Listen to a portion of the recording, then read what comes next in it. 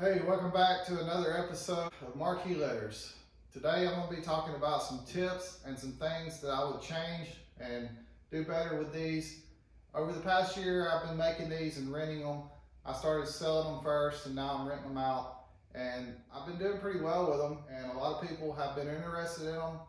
A lot of people have started making them. If you're interested in making these, I have a lot more videos and I'm going to make a playlist with this video in it. And it'll have everything that you need to know about them as far as how to get the plans, how to build them, how to wire them. All that stuff is already out there. So if you're interested in that, those videos are already there. Just search my channel for them. I'll leave links to them down in the description so you can go to those after this one. And if you're interested in the things that I would do differently, stay tuned and we'll go over that. So one of the first things that I would probably change, well, I definitely would change is the wiring, how I did the wiring on the back. I'm going to show you that on this one. The wiring is not covered, as you can see, and sometimes it causes a problem when people are sliding them in and out of their back of their truck or out of their car or a van or whatever.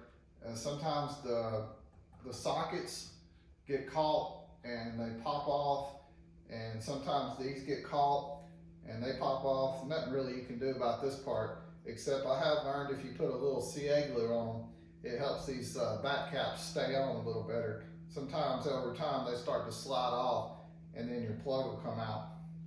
So what I would change about this is I think I would make my sides a ½ inch wider. The sides are 4 inches right now. So if you made them a ½ inch wider, you could put a back on this and cover the wire. And then I would just use like 1/4 inch plywood to cover the back, and I would probably just screw it on with maybe 4 screws in every corner. And that way, if you had a problem with the wiring in the future, you could just take the screws out, pop the back off, and fix the wiring. These little clips here are one thing that I have recently started adding. They keep the wires from pulling the staples. Sometimes people forget to, I guess, unplug them, and they pull and they grab the staples and pull them out, and the wire's just hanging. So I've started adding these. I'll leave a link to these down in the description. Get these on Amazon. They're pretty cheap. So the next thing that I would definitely change would be the light bulbs. When I started buying these, I didn't really look for different wattages. I just found the cheapest ones and bought those and went with them. Well, if I had it to do over again, I would probably buy either 15 or maybe even 20 watt bulbs. They'd probably be a little bit more expensive, but to me, these are not bright enough. I've recently made some smaller letters, and I'll show you those in a minute, but the smaller letters, I ended up getting a smaller bulb for them, and they have 20 watt bulbs in them. Well, they're way brighter, so I'm gonna have to change them out to match these, but I noticed how much brighter they were, and I was like, oh wow, that looks better. So I kind of wish that I would have put at least 10 or 15 watts in these, but 20 would probably be best. So moving on, next thing would definitely be templates. When I first started building these, I was just drawing them out by hand because I didn't have a CNC at the time. I do now, but when I first started, I didn't have one. I was drawing them by hand and cutting them right away and building the sides and everything. And then if I needed another one, I'd have to redraw it again. Don't ask me why I did that. Wasn't really thinking. I was just trying to get them done as quick as possible so I could get them out there. But now I have a lot of templates like this. I can take the templates, lay it down on the plywood, trace around it, and then cut it out and save my template. So when you start building these, definitely make templates. I would suggest getting maybe 1/4 inch plywood or something that you can find that's cheap and make your templates out of that. And for the bonus tip, everyone always asks me, what letters do you think I need to make first? What sells the most? What phrases do you rent the most? So if you're gonna do this and you're gonna make all the letters, I would suggest just making all the letters right off the start. Invest the money, build them all first, and then paint every one if you have a sprayer. If you have a sprayer and you build them all first, man, it makes life so much easier. But if you don't, this is what I suggest. Make enough letters for marry me and enough letters for Mr. and Miss. And then rent the marry me, and then when she says yes, you tell them that you will rent Mr. and Miss to them at a discount when they have the wedding. That'll get you started. Marry me is one of my most rented phrases.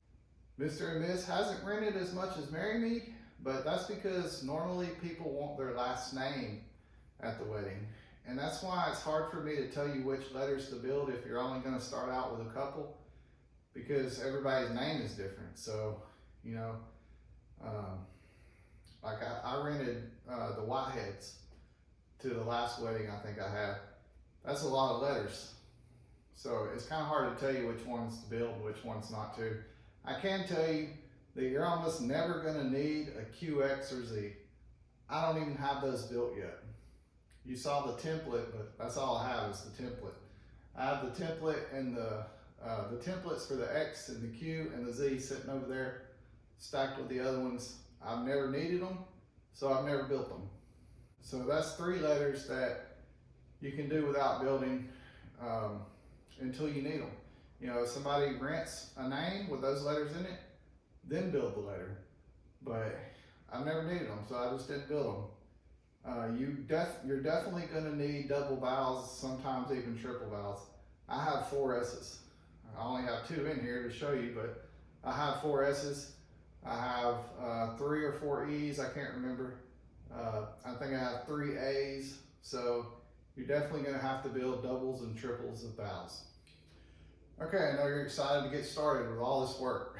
It is a lot of work, but let me give you one more tip. Use sanded ply from the big box store.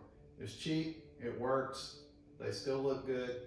Do not use the birch plywood from like Home Depot and Lowe's. I don't know if Lowe's actually has it, but our Home Depot sells birch. It's total crap.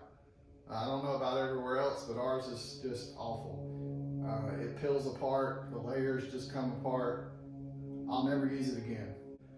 I stick with sanded ply, and I think here the 3/4 is about $65 a sheet, and for my backs I use 1/2 inch sanded ply, and I think it's about $50 a sheet. You can normally get 4 to 5 letters drawn on one 4x8 sheet of 1/2 inch. And this information is already out there in one of the other videos, but if you're interested to know, each letter costs around $42 to $50 to build. And the reason there's a difference is because some letters require more wiring and more bulbs. Alright guys, well I hope I answered all your questions, and if I didn't, I have a lot more videos out there on Marquee Letters, and there's tons of videos about this subject on YouTube.